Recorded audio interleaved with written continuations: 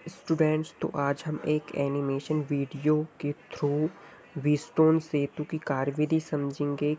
Wheatstone सेतु किस तरह से वर्क करता है।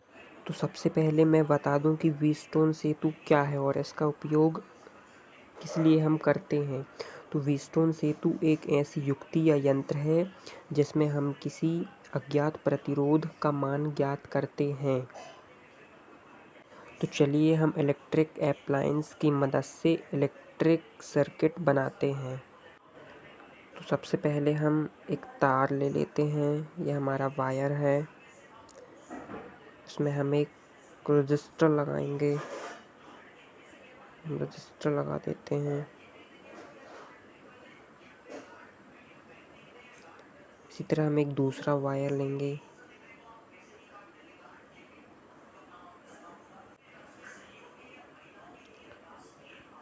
हम यहाँ पे एक और वायर इसमें रजिस्टर में लगा देते हैं।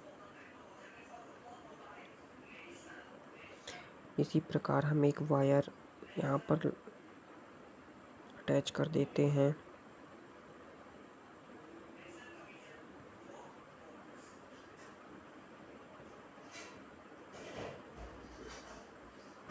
हम एक वायर और लेंगे,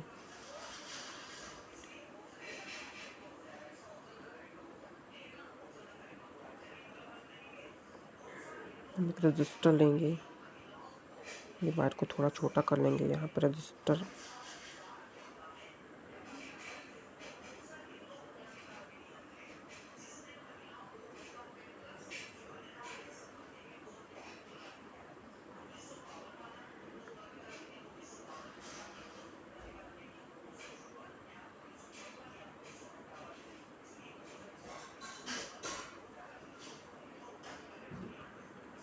हम यहाँ पे एक और वायर लेंगे,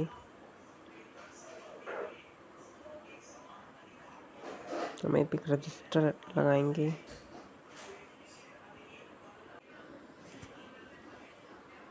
एक और वायर लेते हैं,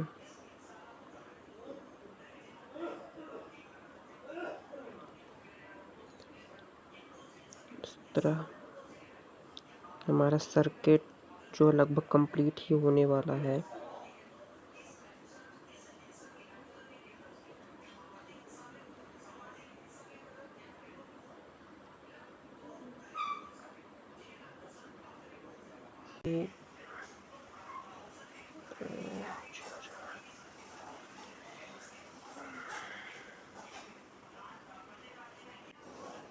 इसी तरह हम यहाँ पे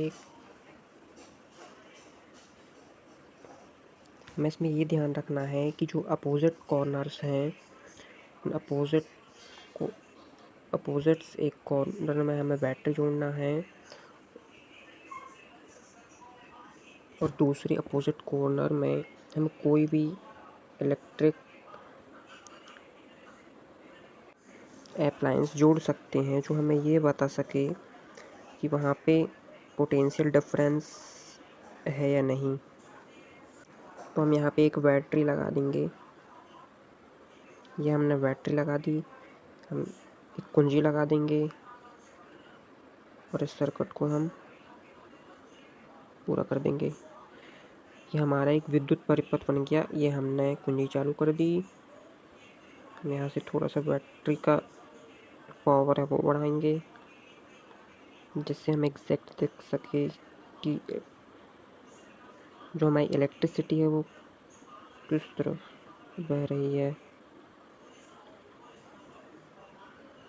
तो आप देख सकते हैं कि हमारा जो इलेक्ट्रिक सर्किट है वो कंप्लीट हो चुका है और इसमें इलेक्ट्रिक करंट भी बहती हुई दिखाई दे रही है।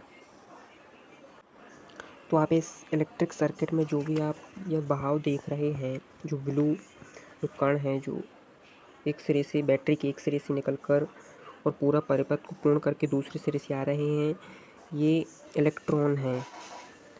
तो जब इलेक्ट्रॉन मोशन कर रहे हैं तो जो हमारी विद्युत धारा है वो इस दिशा में बहेगी, इस दिशा में हमारी विद्युत धारा बहेगी, क्योंकि हम जानते हैं कि इलेक्ट्रॉन और विद्युत धारा की दिशा विपरीत होती है। ठीक है। और यहाँ पे हमारी एक कुंजी भी लगी जिसे हम बंद चालू कर सकते हैं। ये हमारी कुंजी यहाँ पे बंद हो गई, मतलब खुल गई, चालू हो गई, और यहाँ पे ये बंद हो गई। अब हम इसके दूसरे कॉर्नर पे एक प्रतिरोध के रूप में कुछ भी आई थिंक बल्ब भी जोड़ सकते हैं, जो हमें ये बताएगा कि इस कॉर्नर में पोटेंशियल डिफरेंस है कि नहीं है। हमारा बल्ब जुड़ गया, अब ये चालू नहीं है। तो सबसे पहले इस मीटर ब्रिज में जो भी इलेक्ट्रिक अप्लायंस लगे हुए हैं मैं उनकी जानकारी दे देता हूँ। तो यहाँ पे ये हमारे 4 प्रतिरोध हैं, एक ये है, एक ये है, एक ये है, एक ये है। हमारे 4 प्रतिरोध हैं, जिनमें से हमें कोई भी 2 प्रतिरोध का मान ज्ञात है, और ज्ञात मतलब 2 प्रतिरोध ज्ञात प्रतिरोध है जिनका मान हमें ज्ञात है, और एक हमारा परिवर्ती प्रतिरोध है जिसका मान हम बदल सकते हैं, और एक हमारा अज्ञात प्रतिरोध है जिसको हमें ज्ञात करना है। यही हमारा उद्देश्य है व्हीटस्टोन सेतु की मदद से। और ये हमारी एक बैटरी है, और ये हमारे पास एक कुंजी है, और ये पूरा वायर है, ये पूरी वायर है, और ये एक बल्ब है जो हमें यहाँ पे ये बताएगा कि इस बिंदु और इस बिंदु में जो विभवांतर कितना है, यानी पोटेंशियल डिफरेंस कितना है। अभी इस तार में कोई विद्युत धारा नहीं बह रही है, इससे हमें ये पता चलता है कि हमारा जो व्हीटस्टोन सेतु है ये संतुलित अवस्था में है, यानी कि सही से वर्क कर रहा है। इधर पे हम वोल्टमीटर से भी चेक कर सकते हैं।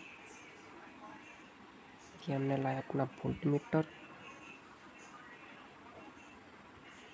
भाई इसका सिरा हमने यहाँ पे रखा, यहाँ पे रखा। अब देख पा रहे हैं,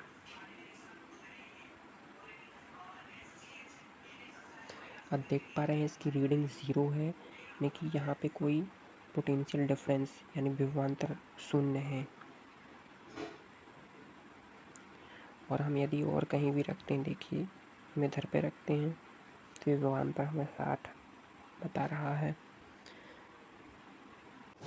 तो यदि हम इसमें विद्युत धारा की दिशा देखें तो विद्युत धारा ये विद्युत धारा बह रही है, ये इलेक्ट्रिक है, और ये हमारे इलेक्ट्रॉन्स हैं।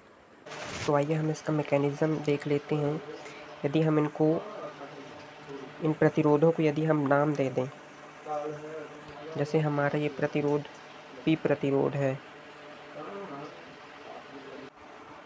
और ये हमारा यदि R प्रतिरोध है,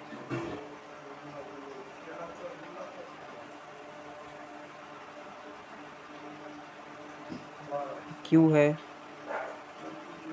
इसको हम R मान लेते हैं, इसको हम S मान लेते हैं।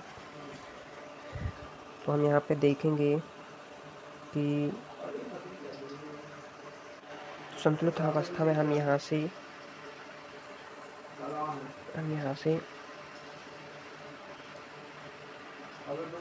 P/Q is equal to R/S लिख सकते हैं। इससे हम जो भी हमारा अज्ञात प्रतिरोध है, जैसे S है, तो हम S का मान यहाँ से निकाल सकते हैं। जो भी हमारा अज्ञात प्रतिरोध है हम उसको एरो से दर्शाते हैं। जैसे हमारा ये एरो है, इसका मतलब होता है, इसका हमें मान पता नहीं, सॉरी, जो भी हमारा परिवर्ती प्रतिरोध है हम उसको एक ऐसे तीर से दर्शा देते हैं। हमको इसका मान पता नहीं है। तो ये हमारा व्हीटस्टोन सेतु।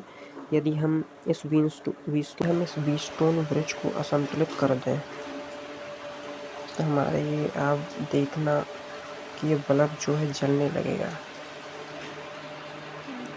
एक रजिस्टर लगा देते हैं।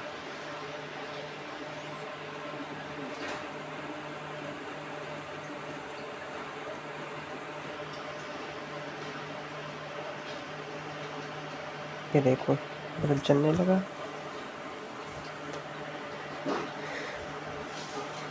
तो इसको फिर से संतुलित करने के लिए हमें हमारा जो परिवर्ती प्रतिरोध लगाया है उसको इस तरह से बदलना पड़ेगा, इस तरह से एडजस्ट करना पड़ेगा कि जो बल्ब है वो बंद हो जाए। जब हमारा बल्ब बंद हो जाएगा तब यह प्रतिरोध पुनः जो है वो संतुलित हो जाएगा। फिर हम इसको दिस अपॉन दिस।